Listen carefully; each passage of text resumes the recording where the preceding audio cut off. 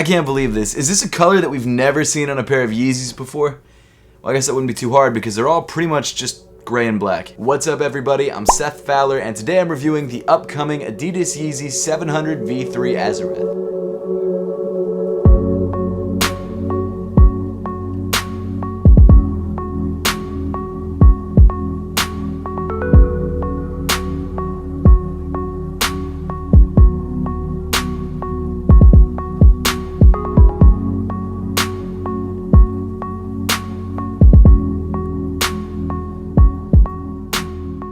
I feel like this is a new leaf for Kanye, like he's turning a page and getting something colorful, and I love it. I'm so glad that we finally have some saturation on a pair of Yeezys. So the Azareth is the third Adidas Yeezy 700 V3 colorway, and I've got to say, it's definitely the brightest. Now I know I always complain about Yeezy colorways and how they're all like earth tones or like really subtle shades of green, but I'm really excited that they finally decided to change things up and give this shoe a really bright blue. Now to be honest with you, I'm not exactly sure why they decided to do it on a pair of 700 V3s before a pair of 350s or something like that, but I'm here for it, I love it, and I think this is one of the best Yeezys to drop all year. The Adidas Yeezy 700 V3 Azareth drops this Saturday, August 29th for a retail price of $200. And unlike some of the previous 700 V3 releases, this shoe is not only dropping on the Adidas app and on YeezySupply.com, it's also dropping at a couple other retailers as well. But even though it's releasing at more places, I don't think it's going to be easy to get. I definitely still think it's going to be one of the more difficult Yeezys to grab, but I am a fan of the fact that they're giving us more ways to actually go out and grab this shoe rather than just limiting it to their website and their app. However, if you're one of those people who want to grab a pair of these early, or if you're watching the video after they release and you want to grab a pair for resale, or you just want to check the resale prices, I've left an affiliate link to GOAT in the top of the description. As you probably guessed from the sort of odd name that this sneaker has, Azareth,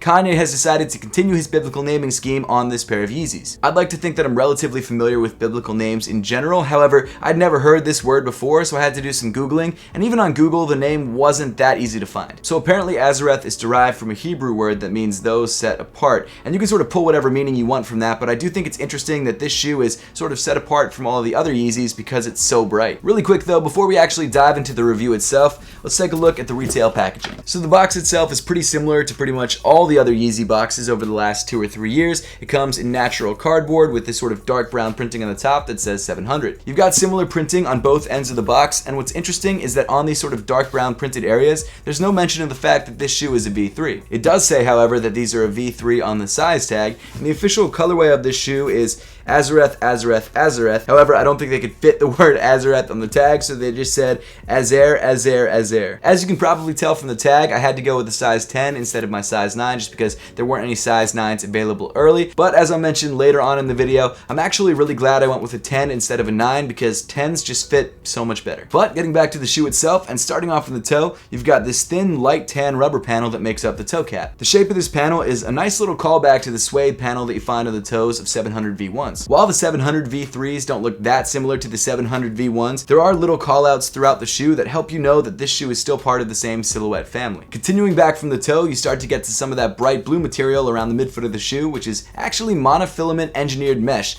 I have no idea what that means, but that's what it's called. The mesh is pretty thin and relatively breathable, but it's not as soft as something like Primeknit. However, this sort of midfoot cage kind of prevents it from being really soft at all. As you can see along the side of the sneaker, you've got these really interesting sort of organic tan and white patterns woven into the mesh. These patterns are the same patterns that have been used on previous 700 V3s. However, against this blue backdrop, they really have a nice contrast and pop a lot more. On top of the mesh, you get to one of my favorite details on the entire shoe, and that's this very skeletal looking RPU overlay. This RPU almost acts as an exoskeleton on the shoe. It gives the shoe its shape, it definitely contains your foot, which I appreciate, but my favorite part of the RPU, and I'm pretty sure this is everyone's favorite part, it actually glows in the dark. All 3 of the 700 V3s so far have glowed in the dark, and I know there's some people who feel like it's a little bit too childish, whatever, but I think it's dope, and I think most people think it's dope, so if you're one of those people who doesn't like it, that sucks because it's awesome. And then moving around to the tongue, you've got this black textile material covering up a majority of it, and you've also got these sort of inexplicable 3M accents, which I don't understand why they're there. I guess that's why they're inexplicable.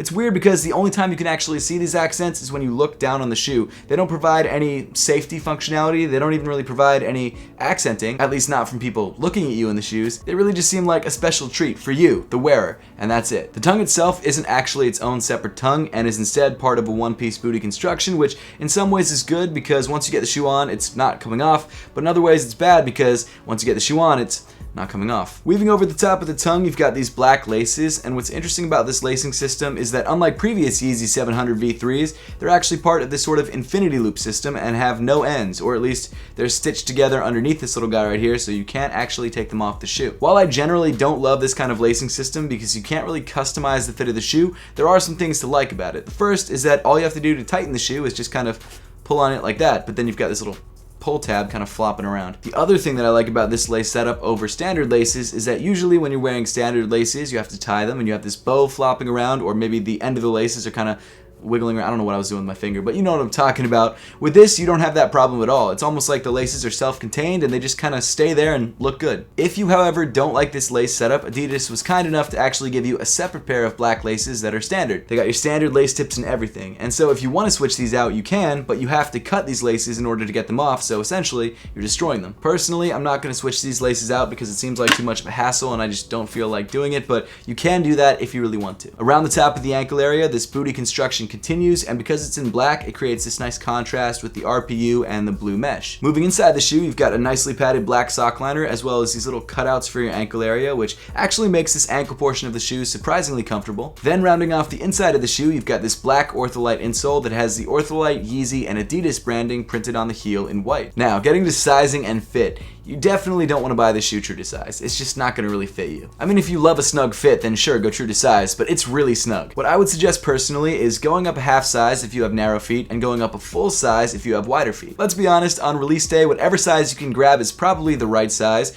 but if you have the option, I would at least go up a half size and possibly even go a whole size if you feel like it. Like I was saying earlier in the video, I'm really happy that I went with a size 10. While I feel like I could have gone with a size 9.5 and been fine, the 10 just gives me just enough room to where I feel very comfortable. As I always suggest though, if you have the chance to try this shoe on first or another 700 V3, make sure to do that to make sure you're grabbing the right size for you. And then continuing back in the shoe, you've got more of that RPU overlay over top of the mono, I already forgot what it was called. It's a mesh. That's all that matters. Monofilament engineered mesh. That's what it was. Monofilament engineered mesh. That's the name. Then moving down in the sneaker, you get to this sculpted off-white PU encapsulated midsole. This PU material is pretty stiff and actually encapsulates the foam cushioning underneath. And you can actually see the bright yellow EVA foam through the outsole. What I found interesting personally is that the EVA foam actually changes color depending on which 700 V3 colorway that you're looking at. And I think they did that on purpose, and it's all aesthetic and it has nothing to do with the actual foam underneath. On the first 700 V3 colorway, I believe it comes in blue.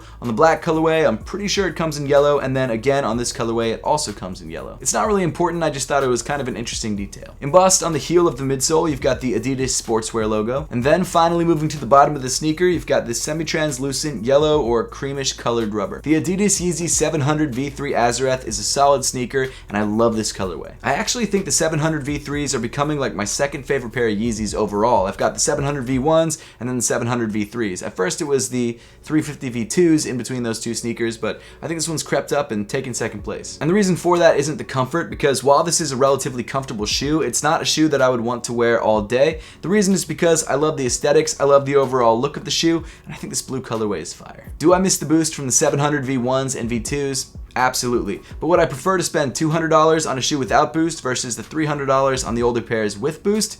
I think so. Once again, if you're trying to grab the Azareths, they drop this Saturday, August 29th for a $200 retail price, or if you would like to grab these a little bit early or for resale, I've left an affiliate link to GOAT in the top of the description. But now I would love to know your thoughts on the Adidas YEEZY 700 V3 Azareths and whether you're trying to grab a pair for yourself or whether you're going to let this pair go. So let me know in the comment section down below. And as always, thank you so much for watching. Make sure to subscribe if you haven't yet, and I'll see you all in the next one.